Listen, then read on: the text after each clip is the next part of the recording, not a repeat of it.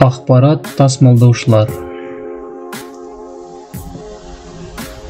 Ежелгі адамдар өз ұрпақтарына маңызды ақпаратты жеткізу үшін қалай жазу керектігін ойластыра бастады. Ең алғашында мәліметтерін құмға жазды, сосын топыраққа жаза бастады. Кейіннен адамдар ақпаратты тасқа қашап жазып сақтайтын болды. Құм, топырақ, тас – бұлар ақпарат тасымалдаушылардың алғашқысы. Кез келген із не белгі қалдыруға жарайтын нысан ақпарат тасымалдаушы бола алады. Ең алғашында адамдар ақпаратты тасқа сурет түрінде жаза бастаған. Кейіннен қандай да бір алфавиттің белгісі не нышан түрінде ретінде сақтаған. Тасты әлде қайда жеңіл саз-балшықтан жасалған тақтайша алмастырды.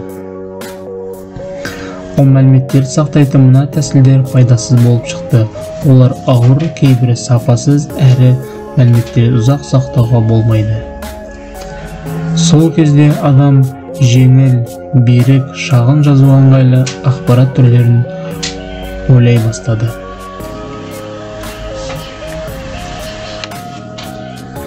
Ертедегі ақпарат тасымалдаушылар. Шамамен біздің заманымызға дейінгі 3-ші ғасырда Мысырда Ніл жағалауында өскен ұзын қамыстың папирус сабағынан жұқа парақ дайындау технологиясын жетілдірген.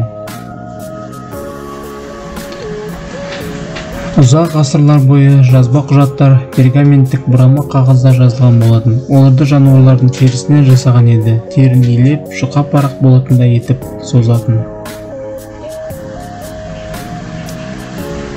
Біздің дәуіріміздің 2-ші ғасырында Қытайда қағаз дайындау технологиясын ойлап шығарды.